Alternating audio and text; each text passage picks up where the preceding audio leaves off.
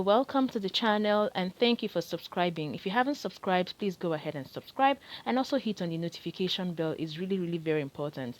Thank you. So my people, can you believe that, as in your wildest dreams, ever think that with all of the news on coronavirus that is happening in Nigeria, I mean the spreads and the deaths, okay, that is presently happening in Nigeria, that there are some parts of Nigeria, I mean some states in Nigeria, that does not have the presence of the Ncdc?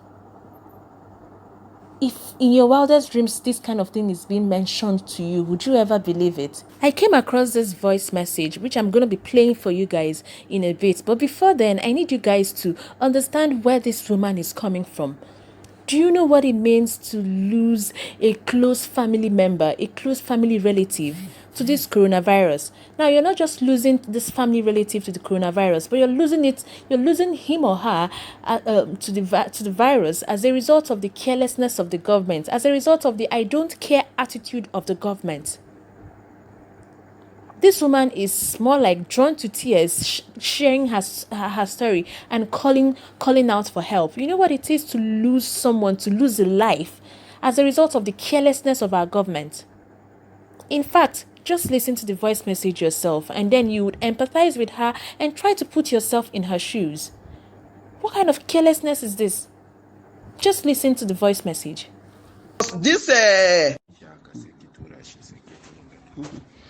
Hello, good afternoon. I'm Salma Ahmed. I'm speaking from Abuja.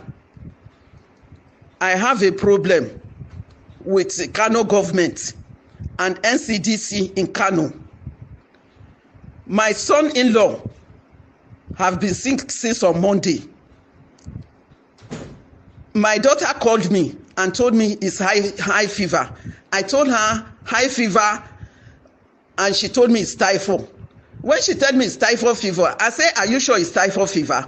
Because this typhoid fever, somebody will say it's typhoid fever. From there, he will be coughing. From coughing, he will be sneezing. Are you sure? She said, yes, they have given him drugs and they are at home now. They are taking the drugs. I said, okay. On Tuesday, I called her. I said, how is he feeling? She said, he's getting better, little by little. He's getting better, little by little. I say, okay, so far he's getting better, no problem. Yesterday, around 3 a.m., she called me. She said he cannot talk again. No, his breathing is high. Oh. I said, I've told you before, maybe this problem he's having is a COVID-19. It's COVID-19. If somebody is having fever, he cannot talk proper and he's coughing. What do you expect? This is COVID-19. Please rush him to the hospital. Have you called Ncdc? She said yes, they have been calling since yesterday night. That the people, all the phone lines are not going through. Somebody gave them another number again. They have been calling the number. The number is ringing and nobody is responding to that call. So I decided to call the ones in the Ncdc, in the ones in Abuja. When I called the ones in Abuja, they said they will get back to him. They will get back to me. That they will call the Kano branch now and tell them what is happening. They asked me where is he now. I said they have taken him to a private hospital named International Hospital in Kano. When they took him to that international hospital in Kano, they admitted him and put oxygen for him. After about 1 hour, another doctor came in and told them to go to Madam Aminu Kano, that he's not responding to the oxygen.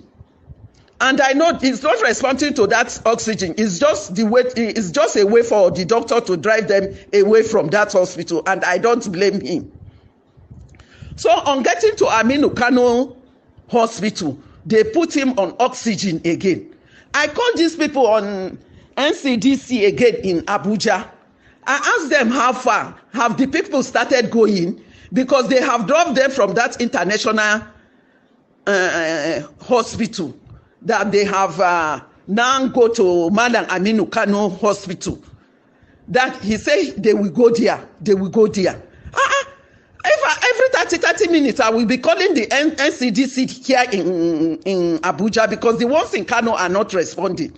He will be telling me that they will soon go there. They will soon go there. When the thing was getting out of hand, I told this man, please tell me the truth. What is happening? Tell me what is happening. Before he now told me that the Ncdc in Kano have been shut down. I said, why did you know that they have been shut down and you are just telling me they will soon go there, they will soon go there. Why did you continue playing with my intelligence? He said, sorry, madam. I said, okay. So I called Ray Power Radio. I told them, I was live on Ray Power around 4 o'clock. I explained my complaint to them. My son-in-law died after 2 hours. When he was admitted in Aminu Kano, he died after 2 hours. So I'm holding the Kano government and the Ncdc of Kano responsible for the death of my son-in-law.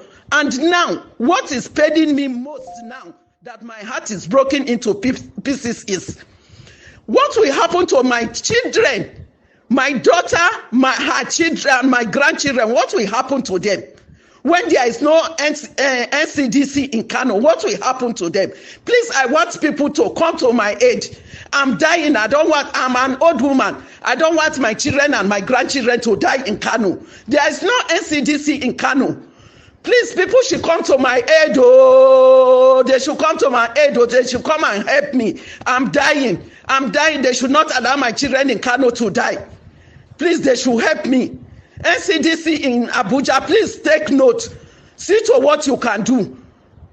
FCT minister, please help me. Oh, I'm shouting to everybody. Embelembe, if you hear this one, please help me. Anybody that know how he can help me, let him help me so that they can go and test my children and the grandchildren. Please help me. That is all what I have. So that's the voice note, guys. Even with the high death rate in Kano, that now people are beginning to speculate if it's COVID that is still killing them or if there is something else that is killing them, there is no presence of Ncdc in that state. Haba.